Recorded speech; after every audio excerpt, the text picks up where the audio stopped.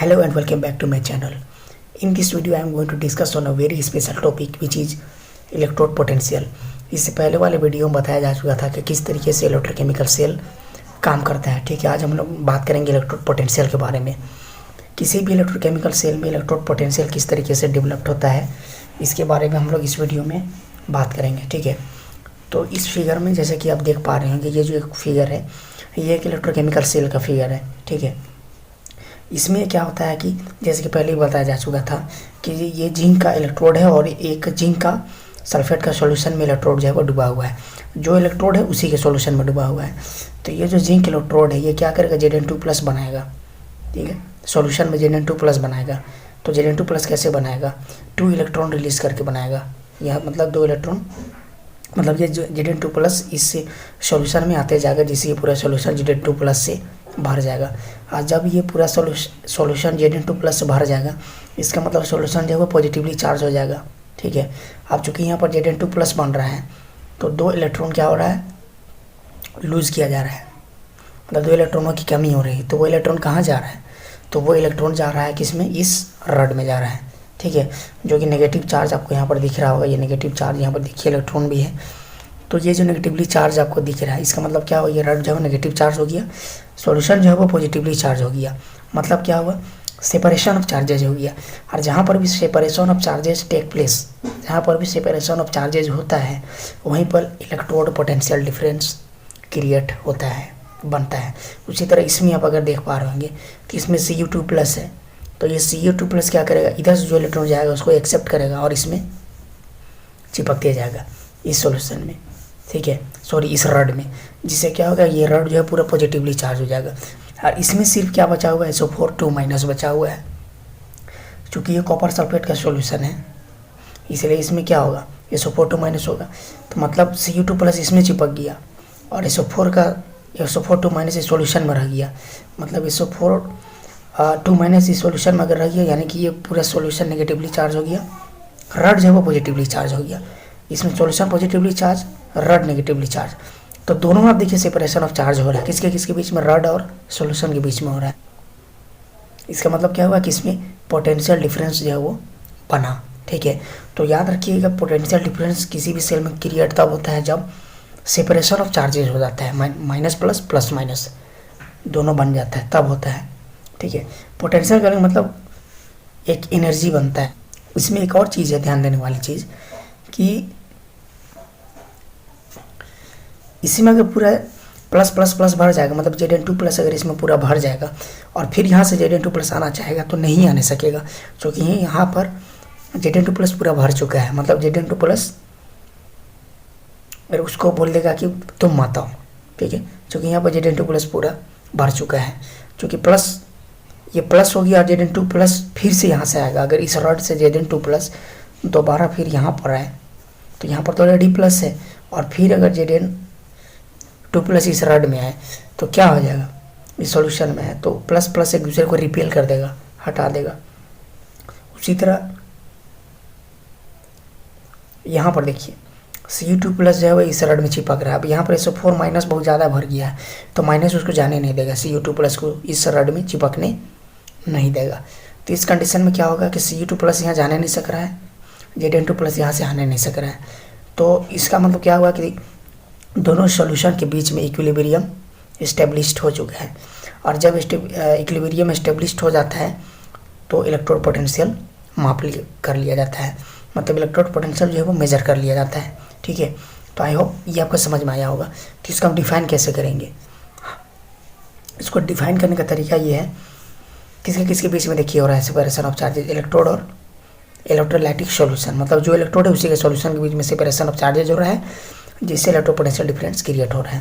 तो इसको डिफाइन कुछ इस तरीके से करेंगे, the potential difference develops between electrode and it's own solution under equilibrium is called electrode potential, its unit is volts. इसका यूनिट क्या हो जाएगा, वोल्ट हो जाएगा।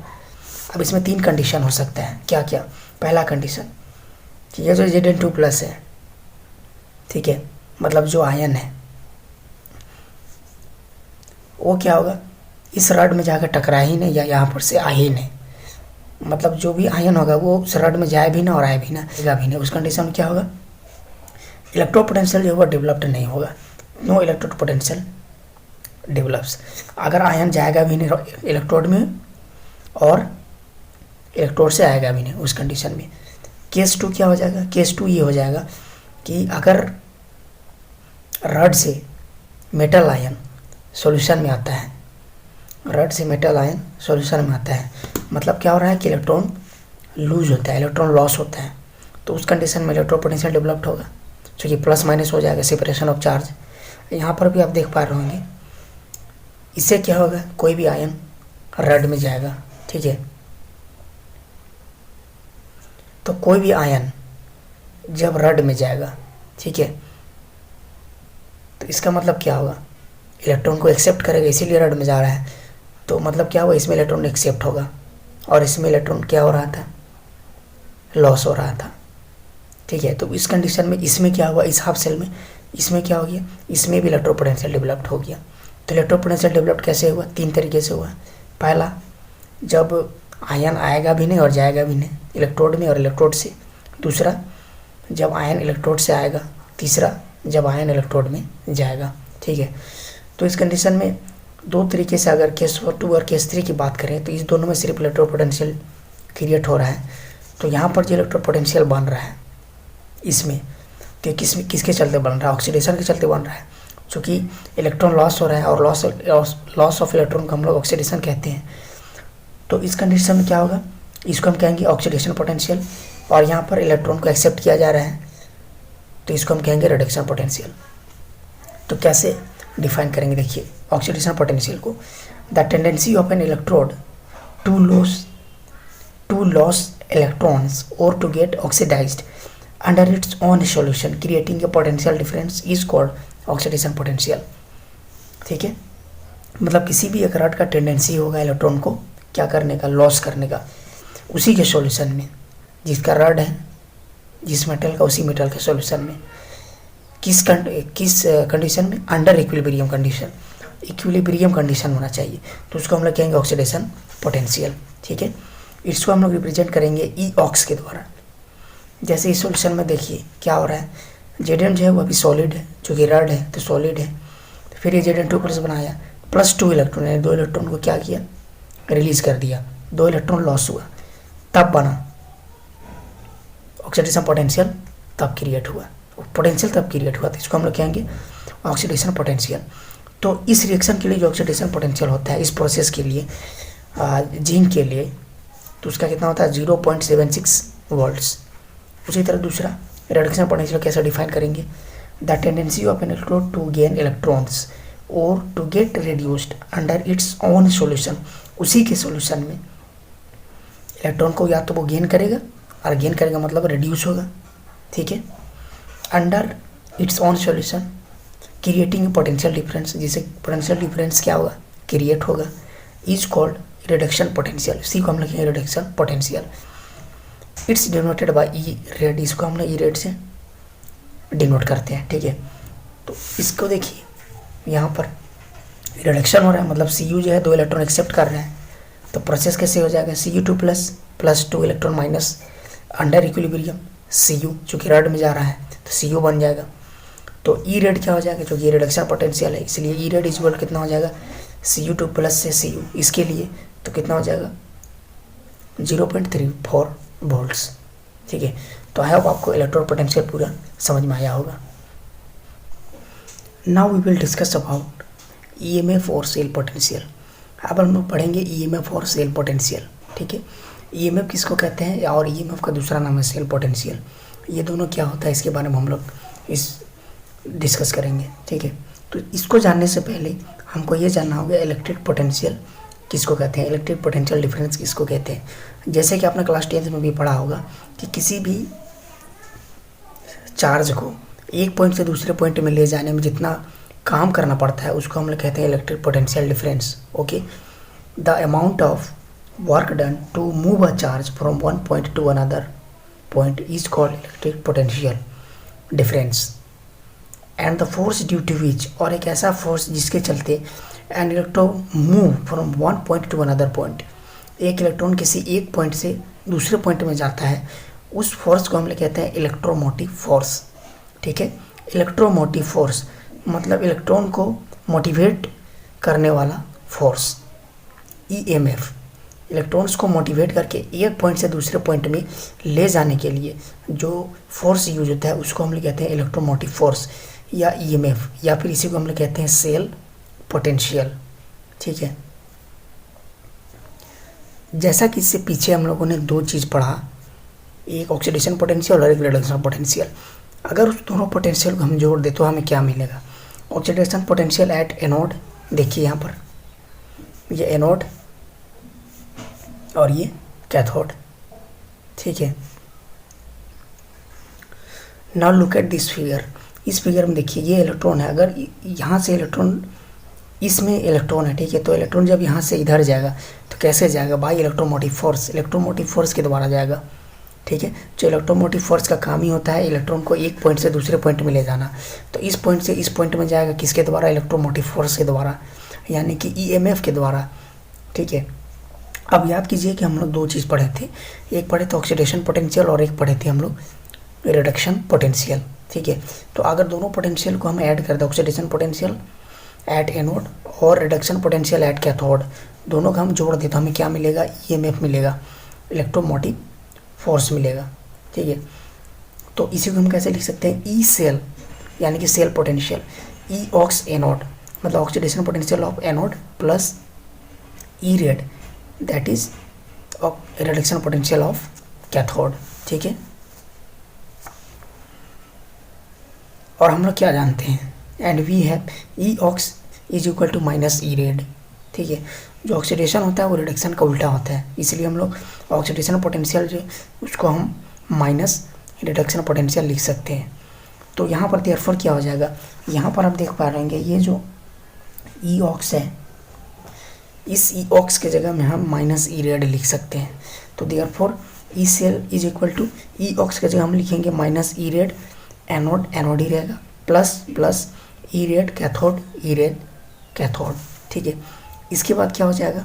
E cell is equal to, इसको हम पहले लिखेंगे ई रेड कैथोड, फिर इसको हम बाद में लिखेंगे माइनस ई रेड एनोड, या फिर E cell cell potential is equal to E R E red cathode, cathode की तरह देखिए राइट साइड और लेफ्ट साइड क्या है? एनोड है, इसीलिए हम यहाँ पर E R minus E L लिखे हैं, R that is right side, L that is left side. तो आई होप यहाँ तक आपको समझ में आ गया होगा। अब ये जो ईएमएफ है इसका दो और डेफिनेशन है, वो कैसे है देखिए, दो डेफिनेशन इसका और है। The electromotive force of a cell और EMF of a cell is the maximum potential difference, maximum potential difference, ज़्यादा से ज़्यादा potential difference between two electrodes of a cell. ये क्या होता है कि किसी भी सेल में जो दो इलेक्ट्रोड्स होता है उन दो इलेक्ट्रोड्स का जो मैक्सिमम पोटेंशियल डिफरेंस होता है उसको हम लोग कहते हैं ईएमएफ।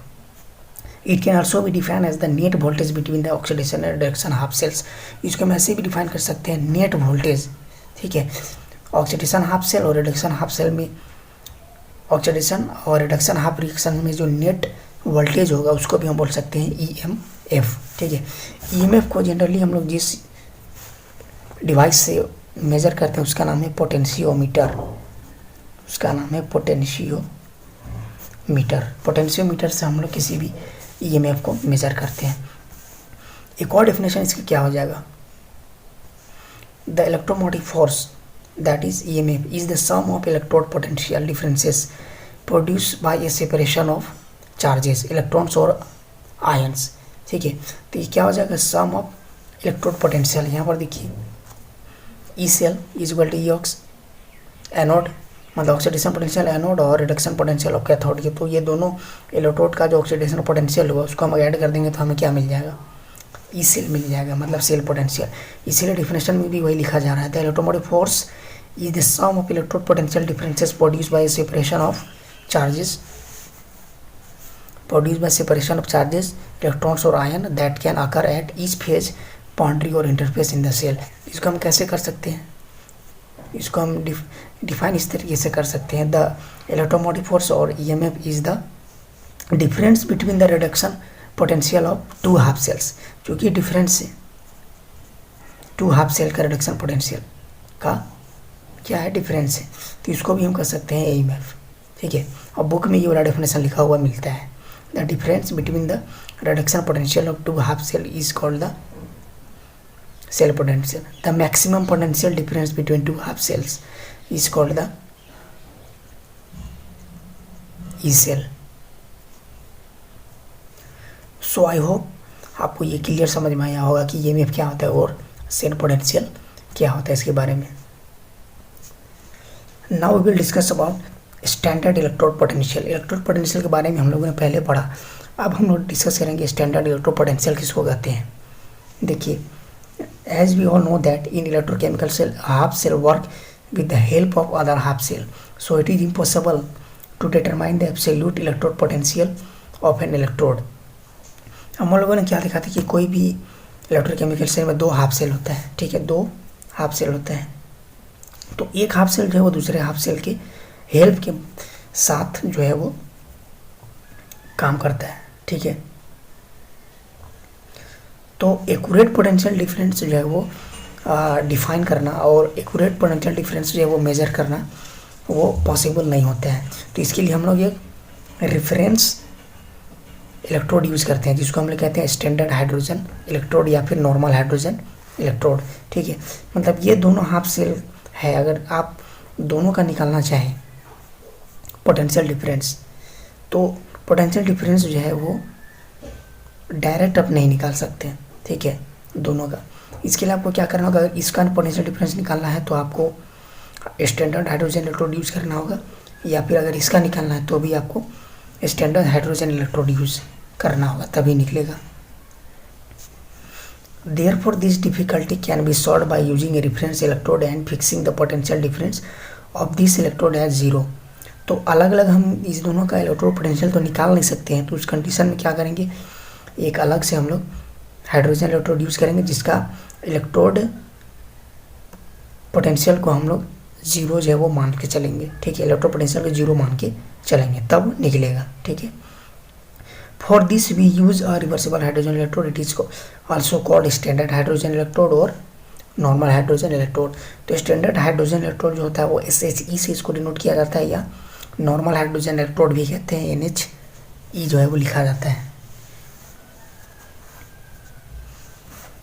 तो इस फिगर में देखिए, अगर आपको इसका इलेक्ट्रोड पोटेंशियल निकालना है, ठीक है, तो इसको बंद करना होगा और इसके जैसे पूरे के जगह में आपको क्या करना होगा, हाइड्रोजन इलेक्ट्रोड इसमें जोड़ना होगा, फिर इसके रिलेटिवली हम इसका इलेक्ट्रोड पोटेंशियल निकालेंगे।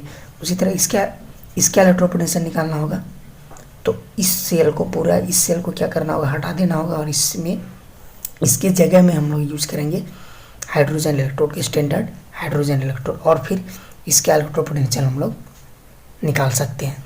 तो अब सवाल ये उठता है कि कोई भी इलेक्ट्रोड जो है वो स्टैंडर्ड कब होता है, ठीक है। तो an electrode is said to be in the standard state, कोई भी इलेक्ट्रोड जो है उसको हम स्टैंडर्ड स्टेट में कब कहेंगे, या फिर उसको हम स्टैंडर्ड इलेक्ट्रोड कब कहेंगे, if the concentration of the electrolyte is 1 molar. अगर कंसंट्रेशन जो है वो इलेक्ट्रोलाइट का जो इसमें डूबा हुआ रहेगा वो 1 मोलार हो, और टेम्परेचर 25 डिग्री सेल्सियस यानी 298 केल्विन हो, और प्रेशर जो है वो 180 m हो, तब हम कहेंगे कि जो इलेक्ट्रोड है किसी सॉल्यूशन में डूबा हुआ उसको हम स्टैंडर्ड इलेक्ट्रोड कहेंगे, ठीक है। अब यह है कि स्टैंडर्ड इलेक्ट्रोड पोटेंशियल किसको कहेंगे, तो देखिए the potential difference developed between metal electrode. जिस तरीके से इससे पहले इलेक्ट्रोड पोटेंशियल डेवलप्ड हुआ था, इसमें भी इलेक्ट्रोड पोटेंशियल वैसा ही डेवलप्ड होता है, ठीक है। फ़र्क ये है कि इसमें आपको क्या करना होगा, स्टैंडर्ड कंडीशन लेना होगा। The potential difference developed between metal electrode and the solution of its ion having concentration molarity, concentration को ही हम लोग मोलारिटी बोलते हैं, ठीक है, mole per litre. 1 molar at 25 degree Celsius 298 kelvin is called standard electrode potential.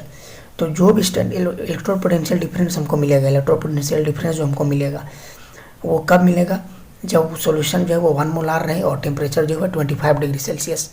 तो किसी भी सॉल्यूशन का जब EMF हम निकालते हैं, ठीक है, 25 डिग्री सेल्सियस में और 1 मोलार सॉल्यूशन रहेगा तब, तो उसको हम लोग कहते हैं स्टैंडर्ड इलेक्ट्रोड पोटेंशियल, ठीक है। तो इसके लिए फार्मूला क्या हो जाएगा, तो इसके लिए जो फार्मूला बनेगा E nought cell is equal to E nought red cathode minus E nought red anode. ठीक है, ये रिडक्शन के टर्म में होगा राइट लेफ्ट करके।